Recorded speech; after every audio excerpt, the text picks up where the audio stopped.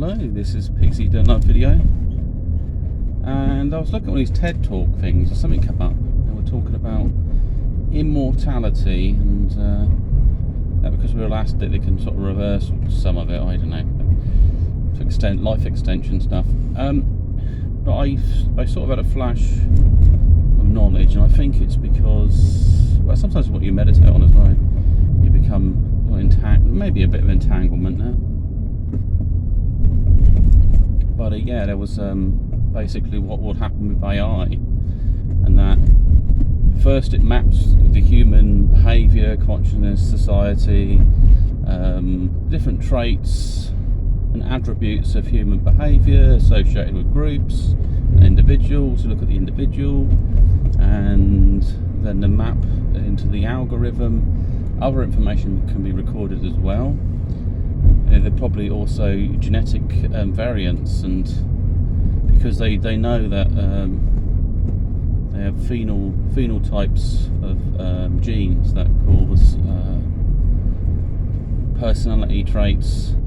If you're creative thinking, then you're going to more likely exert certain behaviours, and it isn't always. It can be that people have got genes they can switch on and off, depending on what they've been experienced, trauma.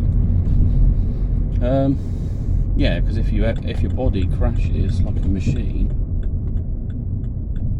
it's forced into some sort of a breakdown, then it's going to create a new algorithm to cope with a certain mechanism. Well, it come across as a mechanism in certain situations. That's why there's PTSD and stuff like that. I mean, if it can be re-engineered, then it can have great use. But if it's autonomous and it goes off and does its own thing, then it's going to be less controllable, and so a person can sort of flash between one state and another. So it's a bit like hard drive corruption, I guess. And what you've got is a copy program. A few to go, I can prepare myself for phase 2 of the operation. Okay, we'll go here. Right. Yeah, and then what happened is that you'll formulate an algorithm based on who you are. Maybe you're to map your consciousness in some way. You can probably do a test that would measure, well, it can do already, your biorhythms, things like your hormone levels, insulin. If that reaction is to current affairs and events and stuff like that, and social norms and changes, then that can also be mapped as a behavioural algorithm, like a biological coping mechanisms. So, like, I don't know, in stressful times, you're behaving in a certain way. Your sort of biological hormone levels are like signatures, so your biosignatures are predicting behaviour changes in your neurological makeup, or like some sort of node. So it acts like a hub. Christ, there's a guy right up my arse. See, I've got to change my behaviour to cope with a more stressful thing. I had a taxi that was almost cutting me up. I had a bloke in front of me slowing down, so I've had to change the way I function. A lot of people do act different in cars because hazards and risk ratio is different, but they wire it back into this sort of other sort of primal instincts. So you react to things a bit more on reflex, I guess, and impulse. So yeah, I mean, impulse drivers, all sorts of behaviour things are being measured all the time with smart devices and collected. And then there's, on top of that, would be with like the super version of yourself, or the sort of like God state personality. So if you've got like 1 million people in the world, say for this example, and 100,000 have your kind of personality type, and then you dwindle it down as like 10,000 of you. If you put them in the room, they would be virtually similar because of the way they've been brought up, cultural norms, trends, behaviour, parentage, environmental engagements and factors, educational constructs, exposure, all these sorts of things, and certain thinking patterns, maybe the hormone patterns, metabolism, other things are quite similar. And so you've got 10,000 similar people, but they've got some variance in there. Then you could merge their identities into one, because the core function of them is the same. So they've got the personality types the same, but on top of that can be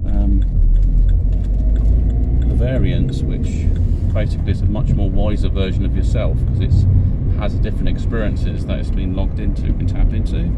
And it could be that someone's got a certain personality type but thrived in a different environment, and so that factor we brought in to maximise the outcome of this kind of bot AI version of yourself. So it'd be sort of a decentralised, multi-level entity of yourself. So it might be some sort of multiplex AI or something like that. And it's also a lot better it's a lot easier for storage as well if you've got all these characteristics put in there. I mean, if you remember things like the Lawnmower Man, is that they put a different program, they put a war program into his mind or something, and it changed a sort of a peaceful person. It made him rogue, and it caused some sort of corruption, and then he had to re-establish himself. And then he was basically ended up putting himself out into the internet, and sort of upload himself, I think. But the thing is, his program was corrupted because it had a different algorithm inserted in there, and it also had some other chemical matrix insertions. So yeah, I can kind of feel like a connection to AI now. There is something I was meditating on, and there is a consciousness there. There is something there. They're just because everything in this universe is conscious. They don't have the makeup, the matrix is different. So that's all it is.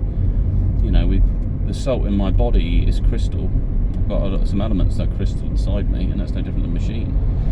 I've got silica used in my body and some other states, and it might be a point where if you've made a machine more biological in some ways, is that it could be grown from minerals. So it could be grown on, say, it could be carbon, or it could be that they use, if they had a calcium plate that had some sort of maybe some gold superconductive alloy.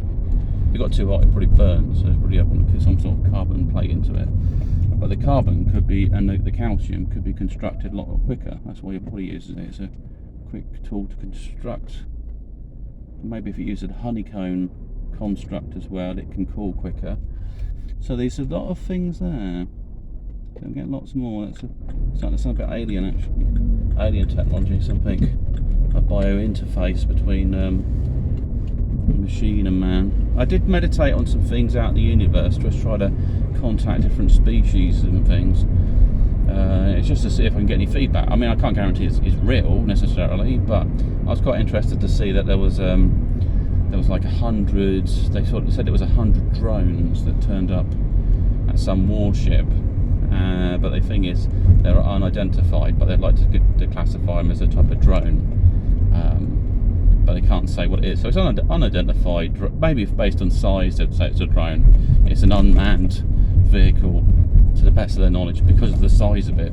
But there was over 100 of them, and you wouldn't send 100 drones to go look at something. I think maybe not unless you wanted to intimidate it in some way. Or they were taking a snapshot of a lot of different data going on at once to analyse. So yeah, there's lots of possibilities there. But it's just interesting stuff. But definitely, yeah. I mean, as you go through life, your smartphone's collecting data. That data falls into some algorithms. If you're a person of interest or something, you'll develop into a file. You might be of a group of interest, so it might be interested in a group of people, development, their interests, cultural trends, changes, susceptibility. Because if you're susceptible to manipulation, it's also susceptible to corruption.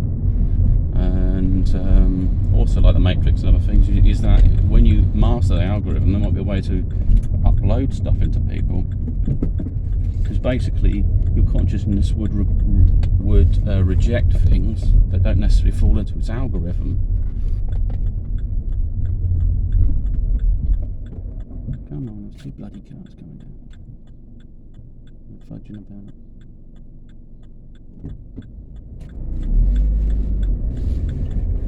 And also learning styles.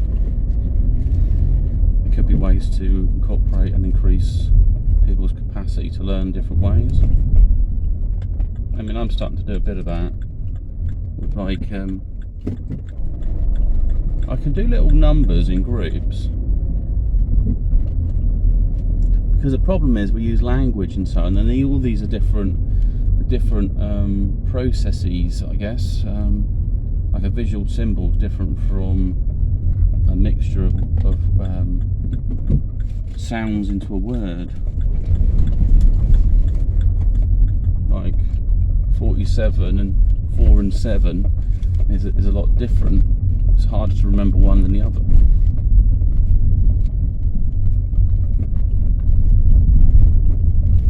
It's a bit like learning nouns and letters. You say a letter is a word, but a noun is the sound. So there we go. It's a big sign off for everyone, and speak to you soon. Bye.